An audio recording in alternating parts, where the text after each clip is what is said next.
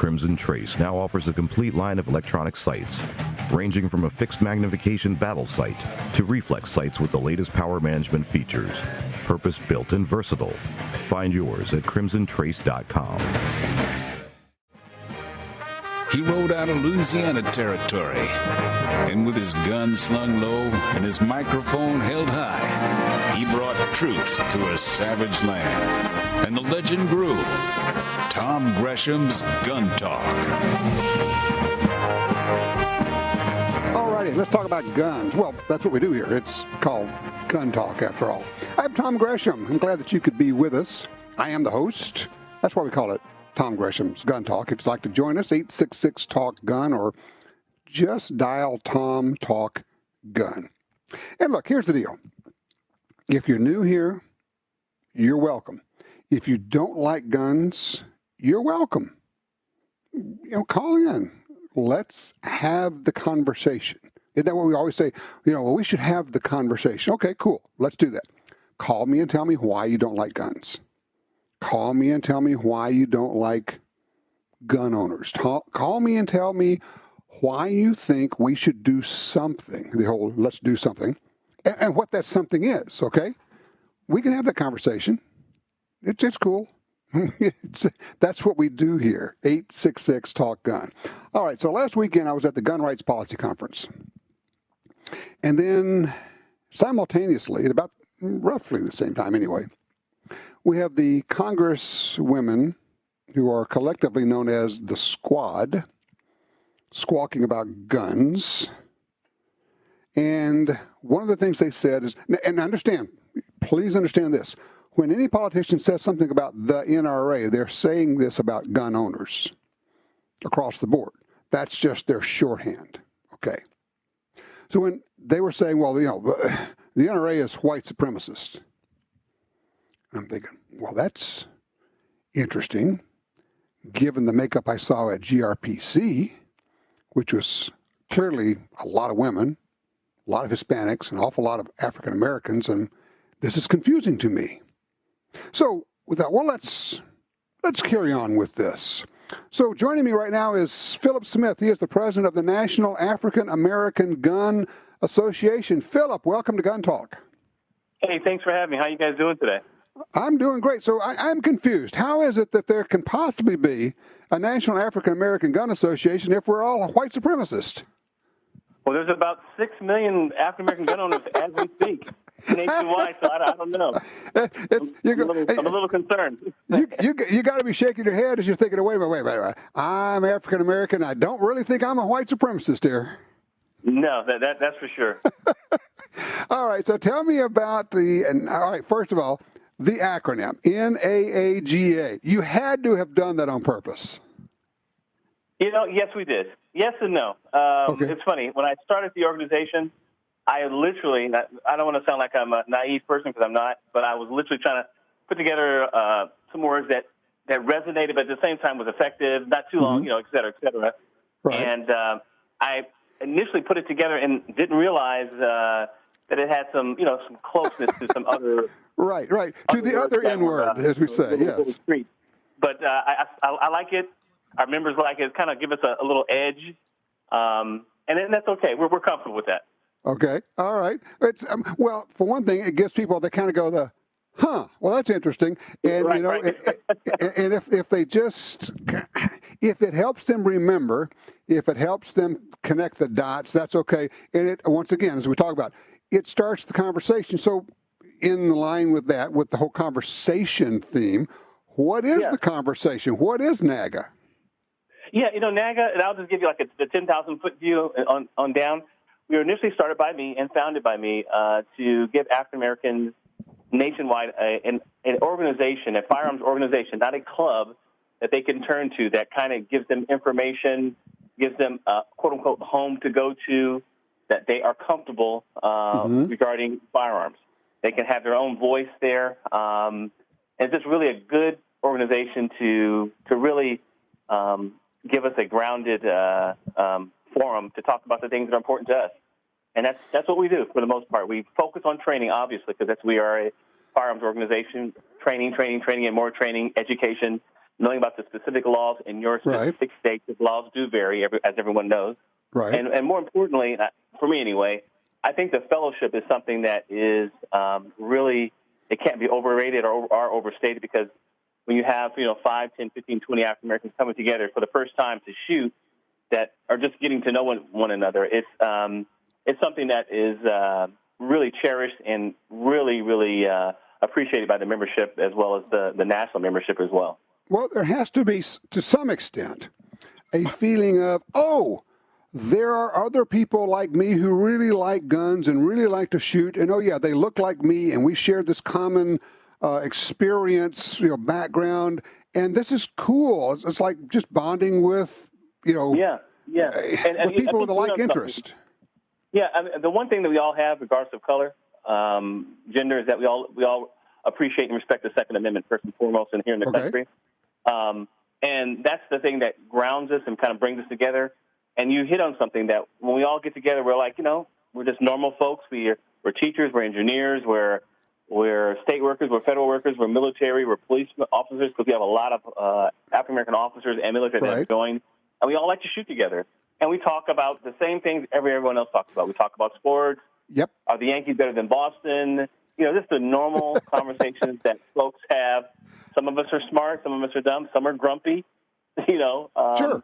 And that's the thing that really bonds the organization. And I'll be honest with you, it's really made us, I think, a magnet for a lot of folks, because we don't worry about your political views. We don't worry about how you dress, how you have a perception about whatever other issues. Everybody is welcome, and we have a quote that we go by. We agree to disagree, but not disconnect, meaning that you may have a certain limitation on firearms, or you may believe, hey, everyone should have a bazooka, and that's okay. But I have to hear your view and be respectful of that, as long as you're willing to sit down and to listen to my view. And when folks come there, we have a saying, you're part of the family, and you're welcome, to join and to participate and support the organization. And I think that's the reason why we've grown so much exponentially over the last, 3 to 4 years. It's interesting. At the Gun Rights Policy Conference last week, there's 1,000 people, more than that there. And there's a lot of African Americans there.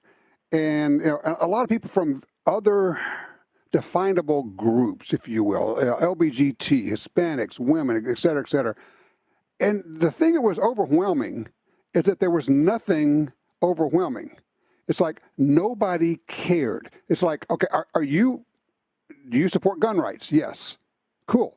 That's all we need to talk about. Now, what kind of guns do you like? And it's like, we're off to the races, right? We're just talking about guns and shooting and the cool stuff. Exactly. Honestly, nobody cared what you look like or what you did outside of that world. That's kind of what you're describing here, isn't it? Yeah, and that's how it should be. And that's the feeling and the energy that you have in our organization.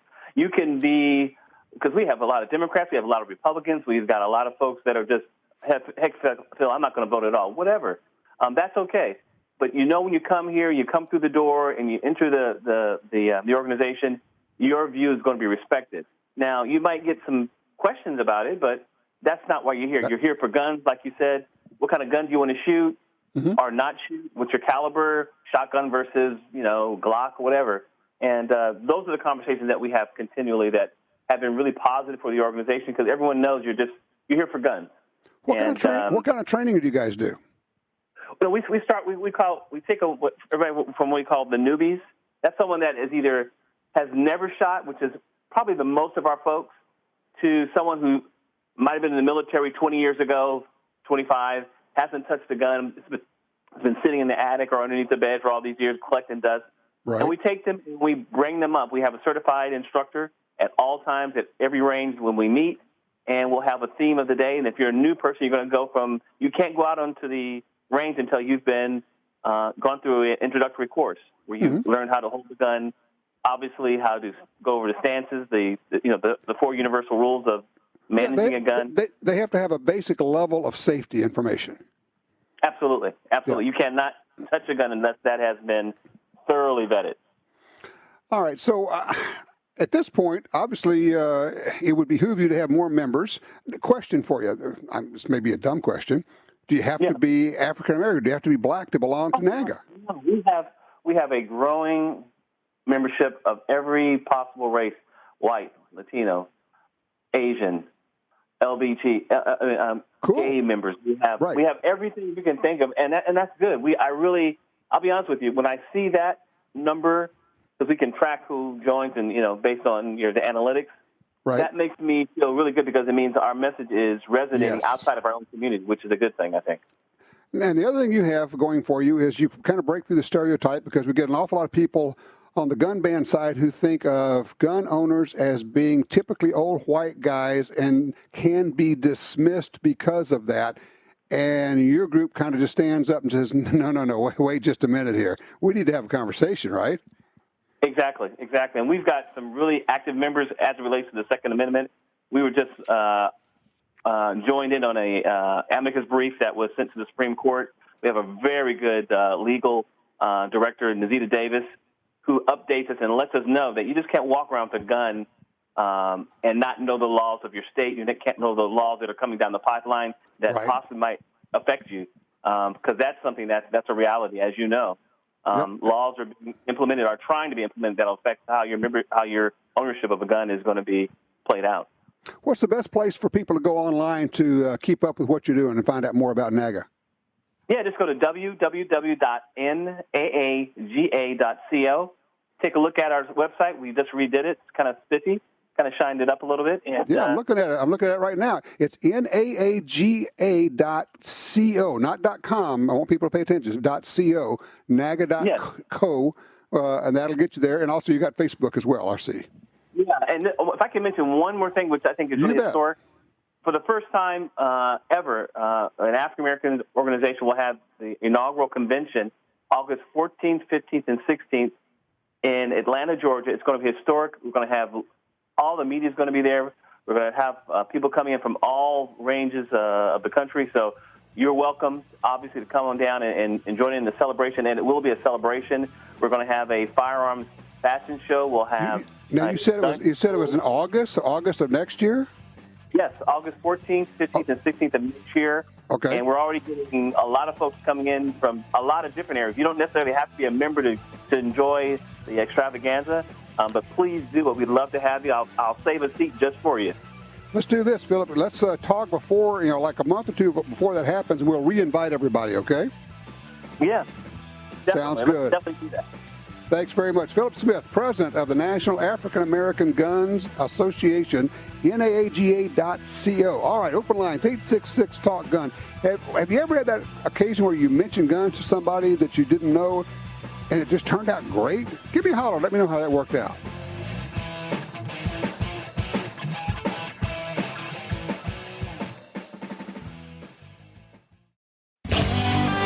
When someone leaves you their gun collection, you may want a few, but what do you do with the rest? How do you sell them? Who do you call? Well, I call Johnny Dury at Dury's Guns. Whether you're selling one gun or 500, they'll tell you what it's worth and write you a check. Simple, quick, easy, fair. I trust Dury's Guns. Give them a call. DurysGuns.com. You got your carry permit, and that's good. But you know you could use more training. Get the DVDs, which have what you need.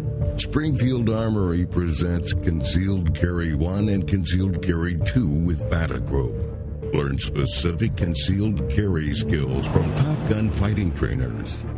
Get trained. Be prepared. This really is life and death. ShopGunTalk.com. That's ShopGunTalk.com. Perhaps more than any other landscape, wetlands embody the life-giving abundance that nature has to offer. And perhaps more than any other organization, Ducks Unlimited is working to ensure that our continent's wetlands not only survive, but thrive for generations well beyond this one. The time is now to band together. The time is now to rescue our wetlands. FN, the world's most battle-proven firearms. You want to reach for history, for greatness. So reach for the FN57, a 5.7 millimeter pistol built with the DNA of over a century of legendary FN firearms. And now, it's within reach at your local firearms dealer. The FN57 is the perfect combination of accuracy and stopping power. FN, the world's most battle-proven firearms.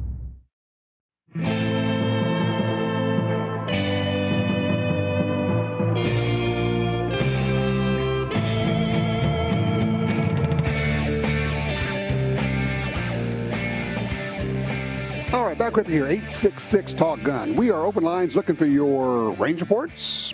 Anything you've been shooting, anybody you've taken to the range and introduced to shooting, or just going out with the family, doing some shooting. Let us know. It's story time. Time for us to chat a little bit. I have been to the range twice this week, which is a lot for me. Honestly, typically for the last, decades, a lot of decades, almost all of my shooting has been work-related. Look, I'm not complaining. We get to shoot cool guns and all that, but I rarely get to go out and just go shoot my guns. And I'm getting ready for deer season. And because I'm a gear guy, I mean, I understand. Some people get one rifle and they use that forever. And that's old faithful. That's old Betsy. And that's what they use. Well, that's just not my thing. I like to try something different or new or oddball or whatever. And so I had 3 Ruger number 1s out at the range getting sighted in. And the trials and tribulations of all of that broke a torque wrench off in the scope ring mount, which is weird. So we get one of those deals, get another set of rings, start over, because I couldn't even get the rings off of that scope, so I had to get another scope. And I'm kind of up against the season, so I didn't have time to go find a gunsmith and get it drilled out and all that. But having said all that, as of right now, all 3 rifles are sighted in. I've got them, they're all shooting about 0.6 to like 0.75 inch, so call it 3/4 of an inch at 100 yards, which for a number 1 I think is good. And all of these have less than 15 rounds through them total. So they're just brand new. They're not even broken in. I've got the 257 Weatherby, and I'm getting that set up with the 80 grain Barnes TTSX, all copper bullet. Have the 6.5 PRC. Yes, it's the only one in the world, Ruger number 1, and 6.5 PRC. Shooting the Hornady 143 grain ELDX. And then I have the 257 Roberts, and it's the 1A version of the Ruger number 1, which is the short, lightweight one. It is the most fun. It's the easiest to carry. And I'm getting that one set up with shooting Nosler Accubon, 110 grain Accubon. And all of them shooting about 3/4 of an inch, understanding that for hunting, I'm not going to take the PRC, even though I think that would be a great hunting caliber. But this is the varmint configuration on the number 1. It's just a big bull barrel, and I don't want to carry that up and down the mountains. Okay, so there you go. We'll talk about that in just a minute here. Steve's called in from Florida on line 1. Hey, Steve, you're on Gun Talk. What's going on? Hey, Tom. Had a couple of things I wanted to touch on with you. Sure. You were talking with Rob earlier about optics and other aids for vision-impaired shooters, and that's me. Yeah. I'm one of these people who have actually been on disability because of my vision for a while, but one eye still sort of works. So I've actually put a laser grip on my 1911, and I can still have a ball at the range with that. Right. You know, I'll never be carrying it. Would be my wife has a history of sleepwalking, so me pulling something out of the nightstand when I see a shadow in the night would be a really bad idea. But what do you think? My first question for you was, what do you think of laser grips as a general sighting? Oh, I'm a huge fan of lasers. The Crimson Trace laser grip, I think, is a game changer for a lot of people. And there are times when, I mean, you've shot them, you understand. People don't understand.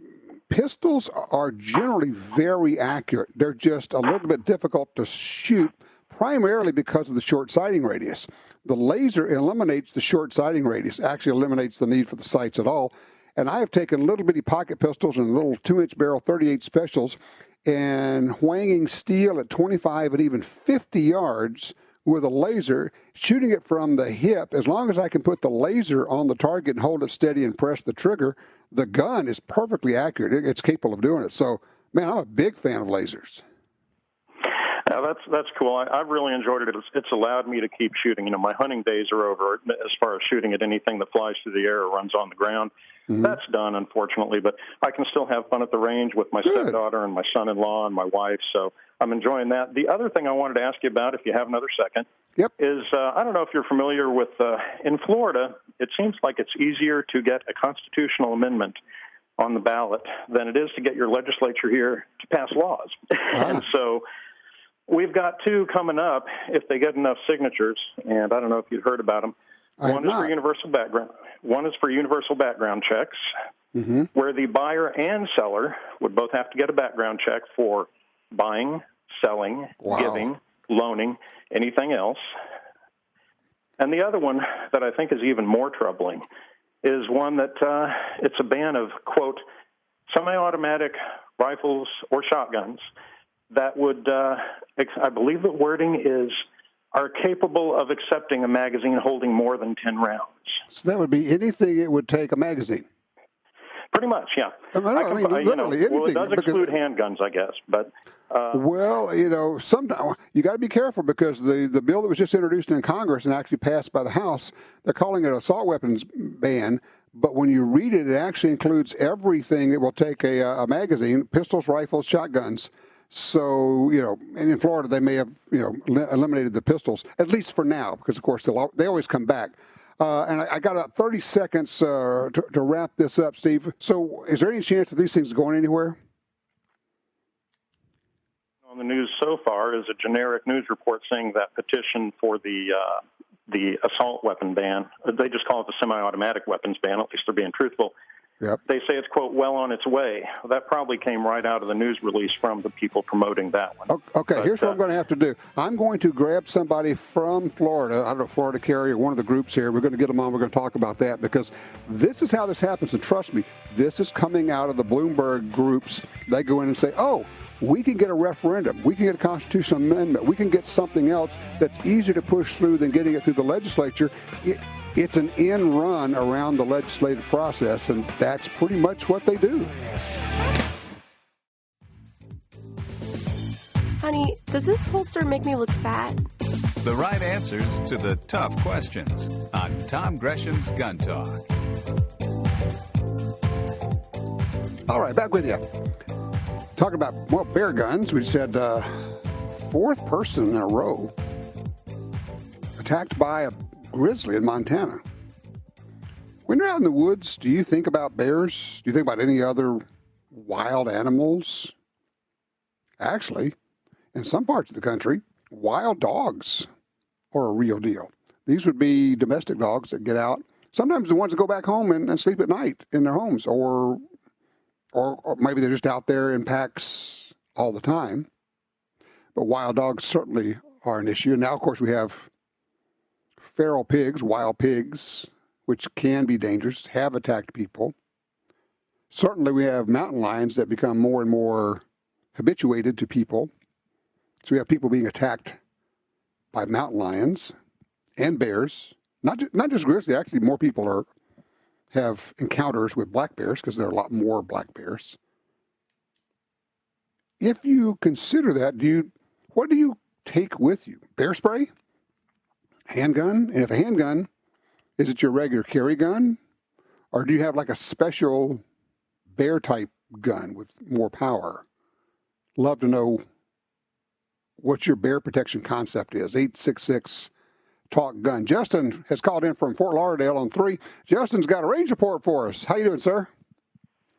Good, Tom. You know, let me be honest. I got a little bit of a bone to pick with you, Tom. Okay. I recently bought the SIG X5, and I was listening to one of your shows probably about 3 months ago, and you said something that kind of upset me. What's that? I was a little disappointed. They came out with a Legion of the X5 right after I just bought the thing. So you're not mad at me. You're mad at SIG because they keep bringing out cool guns, man. So being the SIG fan that I am, I was really kind of torn between keeping the X5 that I had, or possibly taking a hit and trading it in. So, wait. You know the answer to that. We never reduce the number of guns we have. So you already have a gun that you like a lot. Now you just have to add to it, because seriously, if you traded that in, first of all, how much do you like that pistol? That's the first question. Well, I'll be honest. When I got the gun, I honestly wasn't as crazy about it as I thought I would be. Okay. So what I actually ended up doing was I bought the X5 Legion grip module from Osage County Guns. Okay. I put that on mine, essentially turning it into a Legion, and it transformed the gun 100% better. Interesting. I was more accurate. It just felt better. The reduced recoil. I love the gun now. That's fascinating. So how much are you shooting it? Quite a bit. So I really love my Springfield Range Officer in 9. Okay. And, I have the Legion 229. But now with the X5, with the new frame, it's right up there with those. I love it. Isn't this a weird and wonderful time of all these great guns being introduced? I mean, it seems like, honestly, every 6 months or so, there's another one you go, wow, that's really cool. Or that's really going to be a nice. It's like one after another from all these different manufacturers. It's something else. Yeah, it's a great time we're in.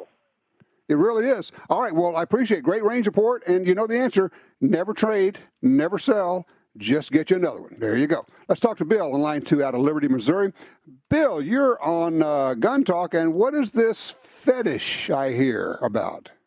Well, Tom, I don't know if it's a fetish or a hobby or what, but when I go to little towns and little pawn shops and gun stores, I always try to look through their used leather holsters, and I like to find a good quality holster that's broke in. So you know what? We're just going to out you in front of the world. You got a leather fetish, my friend.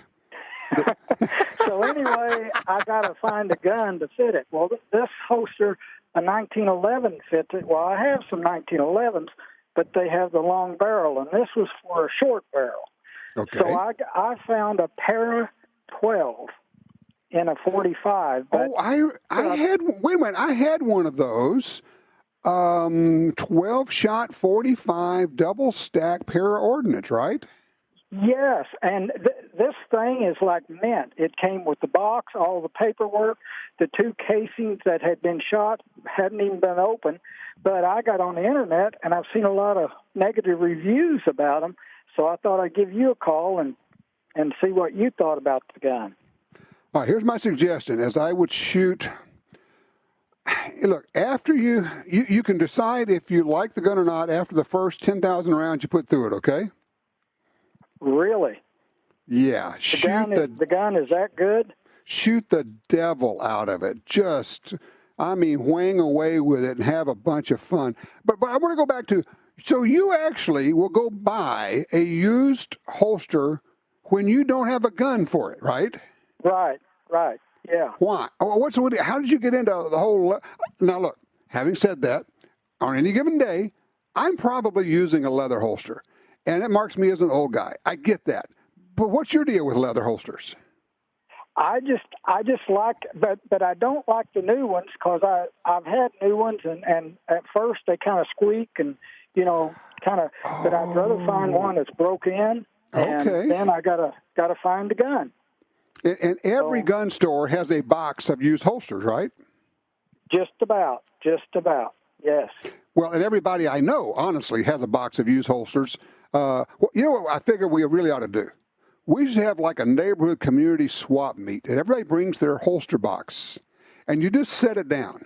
And the deal is, people can walk around, and they can take any holster out of it they want, as long as they put a holster back in your box.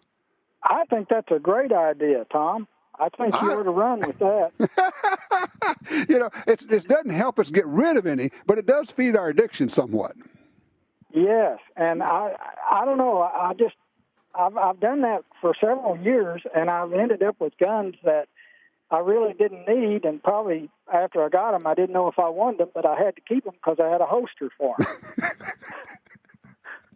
I thought I had a bad bill, but you may have exceeded my compulsion. I guarantee you, the idea of shopping for a used holster, and once you get the holster, now you go find a gun to fit it. Yeah, I like your style. This is working for me. I'm liking this a lot. Yeah, I really get a kick out of it, but it took me a while to find this gun because I wanted to find one that was, really good, in good shape and stuff. Look, you're gonna like that pistol. Just shoot that pistol. You're gonna like it. Look, I got a scoot. I have gone way past my break time here, and I'm getting yelled at. So let me do this. Quick break here. We'll be back in a minute with more gun talk.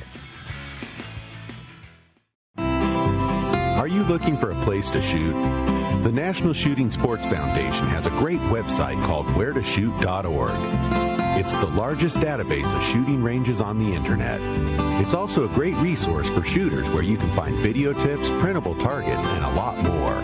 Find it online at wheretoshoot.org. And while you're there, download their free iPhone app.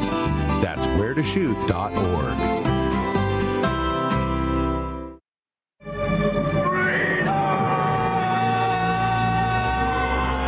Hi, this is Ryan Gresham with Gun Talk. Have you ever heard about a gun giveaway and thought, I can't win that stuff. I live in a state where I can't own it. Well, visit guntalk.com/win to enter the Legal Everywhere giveaway presented by Timney Triggers. One grand prize with more than $7,300 in prizes, including 2 handguns, triggers, holster packages, tactical gear, optics, and more.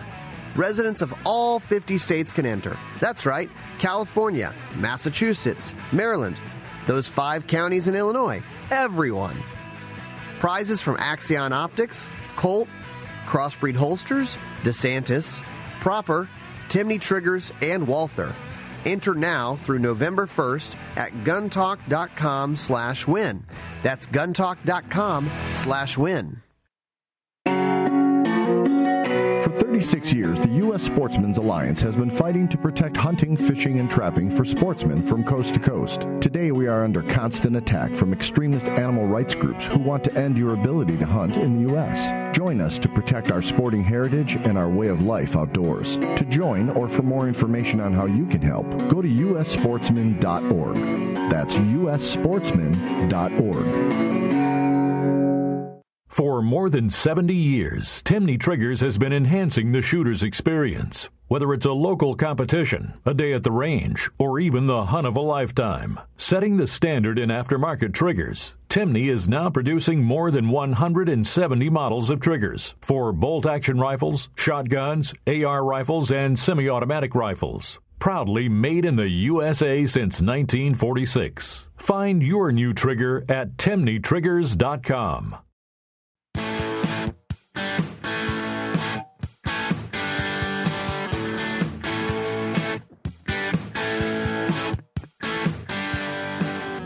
All right, back with you. 866 Talk Gun will get you in here. I'm Tom Gresham. By the way, don't forget to check out shopguntalk.com. We have T-shirts and hats and DVDs and all sorts of things.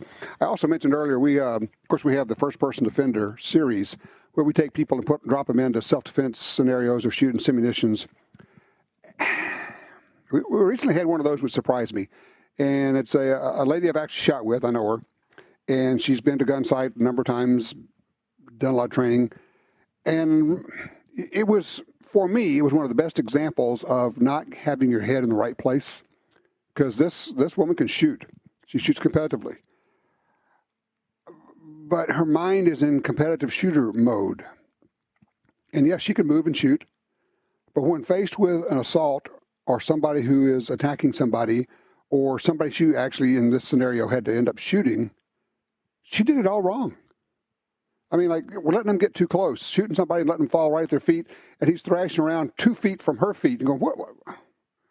Why are you standing there? This person in the scenario has a gun, is trying to hurt you. You need to be gone. You need to not be there. And it's one of those you're thinking, this is going to work great. And it didn't. But it's that value of watching this series and you come away going, okay, I picked up on that. I understand. That's what I would do. That's what I shouldn't do.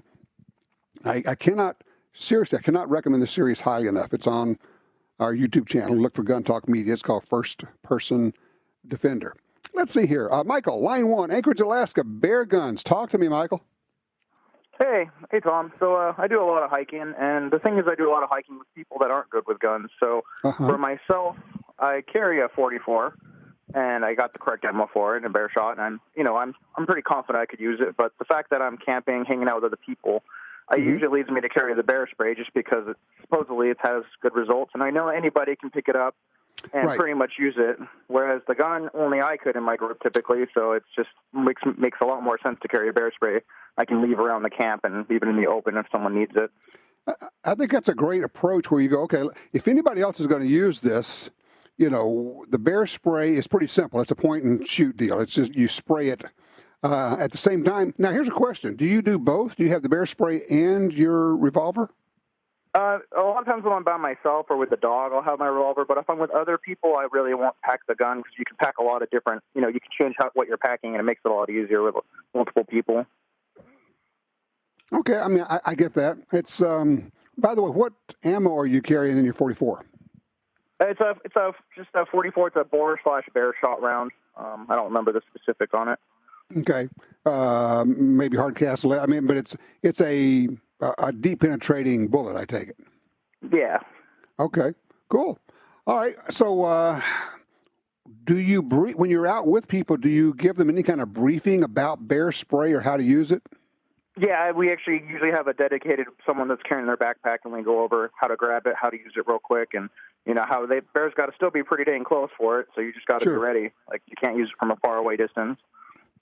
The only alteration I might suggest in what you're doing is that I would suggest that each person in the party needs to have bear spray, because you know how it is. You're generally together, but then you get separated, and you're 10 feet away or you're 50 feet away, and you're not going to run back to where the bear spray is to get it. You need your own, and it's not terribly expensive. And I would just suggest that if you're out where anybody might need bear spray, then everybody might need bear spray, and so that would be my only alteration in your plan. It's not a bad idea. I've never really seen a group where you're carrying. I've seen a couple cans in a group, but rarely do you ever see more than one or two people with it in a group of 5 or 6. I mean, we're not really separating that far. Yeah, and look, the bear's got to eat too, so it's okay. Thanks, Mike. I appreciate the call. Let's see. Walt is in Little Rock on line 3. Reloads. What are you shooting here, Walt? I'm shooting a XD 9mm. Okay. So what's the concern? Well, a couple years ago, I was gifted with Progressive Press, and I've got quite a few rounds of leaded, poured my own. Mm-hmm. But my concern is, am I doing damage shooting a lot of lead through there to just let it up? And if I am, how do I get rid of it? Or is it just not a big deal? Should I not worry about it and just keep shooting it? You should clean the lead out. Fortunately, it's very easy. If you go to the Brownells website, BROWNELLS, brownells.com, and you put in the search deal, lead remover, you will find that there's a shooter's choice chemical called a lead remover, but also you have the famous Lewis lead remover, and it is actually a physical process, and it's really easy to get the lead out. And yes, you should be cleaning the lead out of your barrel because your gun will end up shooting better. And it's not a big deal, but yeah, shooting lead is inexpensive. So I would say keep loading, keep doing everything you're doing. Just go to brownells.com, and get you some lead remover, and you'll be good to go. I wish you luck with it. And yeah, good shooting, by the way. Way to go. Okay, 866-TALK-GUN will get you in here. Also looking for your range reports. Have you been shooting? What are you shooting? Are you getting ready for hunting season? What are you going to take out to the range? And what are you going to be using, whether it's shotgun, rifle, or handgun? Have you ever done any handgun hunting? Love to know about that. Challenging and fun, and we have some great guns that are available for handgun hunting these days, whether revolver or single shot. 866-TALK-GUN.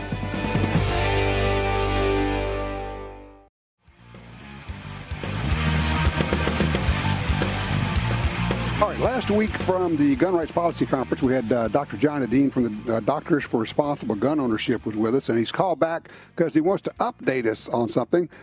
Dr. John, how are you, sir? I'm doing great. Hey, thanks a lot for putting me on. You bet. I just wanted to clarify something.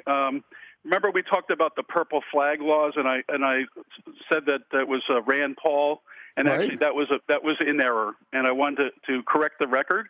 It was actually Ian Underwood who wrote the purple flag law article, and it was found in granitegrok.com. So I just wanted to clarify the record on that. Okay. Still, I think it's a great idea, but we got to credit the right person. Also, you want to give us an update on the Appleseed Project? Right. Yeah. Well, here in San Antonio, the person who runs most of the shoots down here is a fellow named Tim Krosno, who's a great guy. But a couple of times a year, he does a lady seed, which is women only. Oh. So it's an Appleseed project. And for those of you who are not familiar with Appleseed, it combines rifle marksmanship with American Revolutionary War history.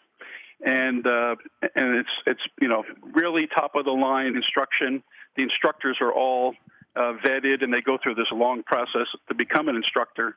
And I was there just as a kind of administrative help and just to help out however I could. But I wanted to let people know that the Appleseed Project, and it's inexpensive, and it's great for kids. It's great for anybody, really. And most people use either an AR or like a 10-22. And it's shot at 25 meters. All the targets are 25 meters.